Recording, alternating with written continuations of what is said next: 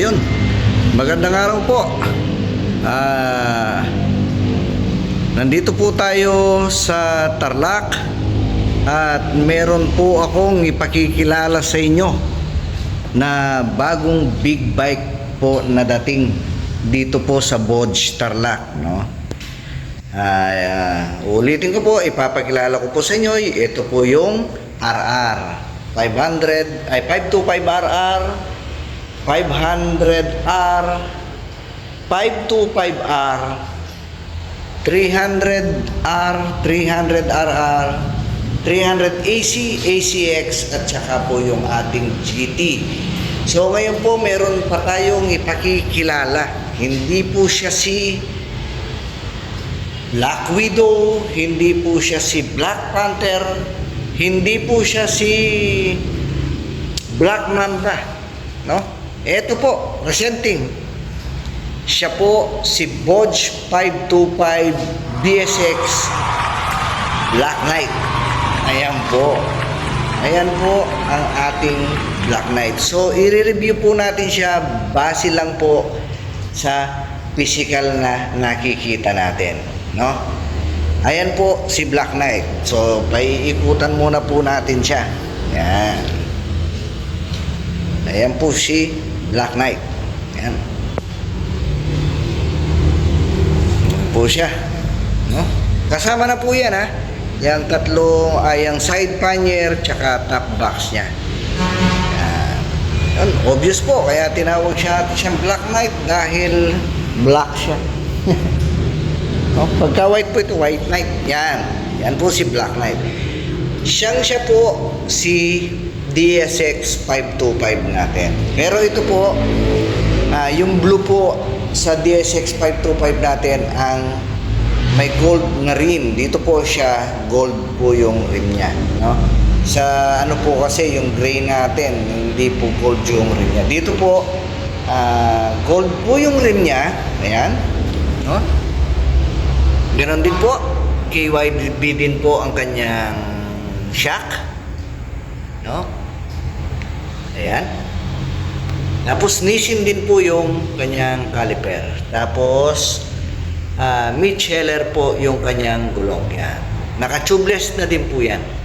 Inverted shock, kaya po i-review natin siya base lang po sa nakikita natin.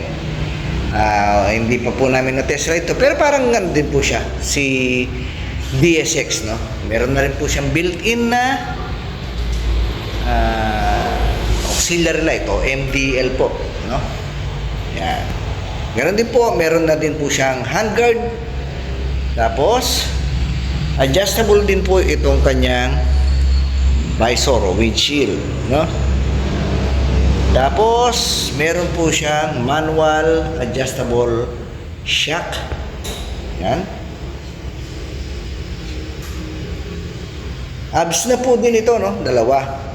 Harap likod. Tapos meron po siyang traction control.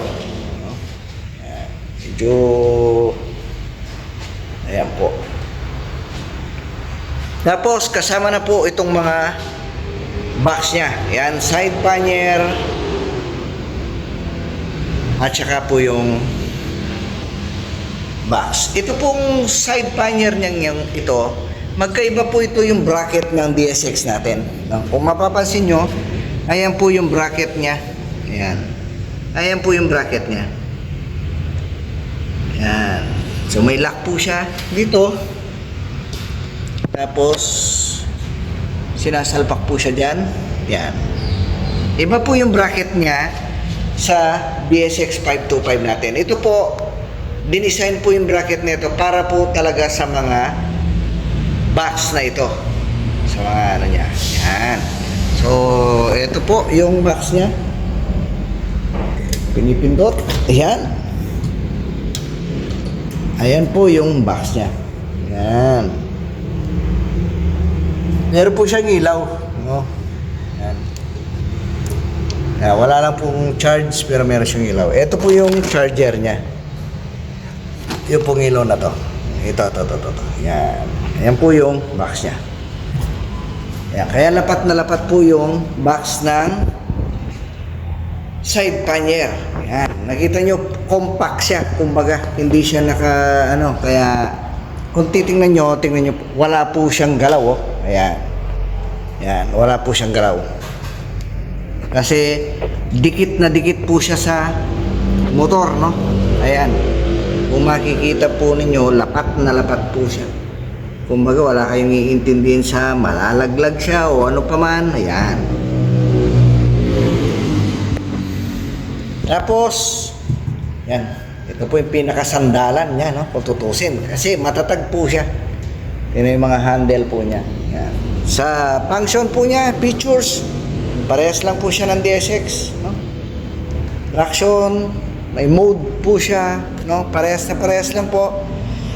At ang pinakabagong features po nito, no? Nawala din po ang DSX. Ito po. Yun. Ayan po. Yan. Meron na po siyang camera. Yan. Yan po si Black Knight, no? Yan. Meron na po siyang camera sa harapan. Yan. May module po ito. May nagre-record po ito dito sa likod niya. Ayan. Yung panel po niya, same. Yan. Parehas. Doon sa natin.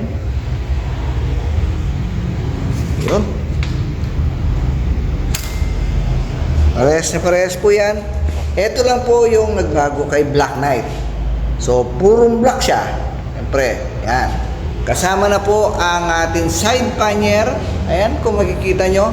Dalawang side pannier tsaka top box. Lapat na lapat po yan. Ayan.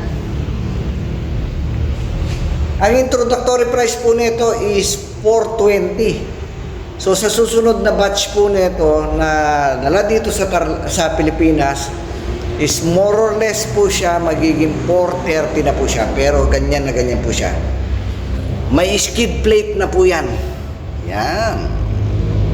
So, ewan ko lang po kung meron pa tayong ilalagay dito, no? Yung iba maglalagay pa dito ng auxiliary, no? Yan, yung iba maglalagay pa ng auxiliary dito, auxiliary light. Yan, maliban po doon, ano na yan, halos kompleto na yan. Yan, bumababa po ito, syempre. Yan, yan, bumababa po siya. May slider na rin po. Yan, yan po ang ating bagong DSX 525 Black Knight, no? Yan, kung mahabol niyo po, meron po tayo dito sa Tarlac for viewing na lang siya kasi ano po, naka-reserve na po ito, kukunin na po siya mamaya. Hindi ko lang alam po kung after lunch o umaga po nilang kukunin, pero kukunin po nila ngayong araw po na ito, no? Ayan. Hanggang sa muli po, salamat po. Pinakilala ko lang po sa inyo ang bagong produkto o big bike na adventure na isa sa pinakamura po sa merkado, no? Ang DSX 525 Black Knight. Yan. Naka ano po tayo. Yan. Ito po. Ayan po ang DSX 525 Limited Edition Black Knight. Ayan. Yun. Okay. Hanggang sa muli po. Salamat.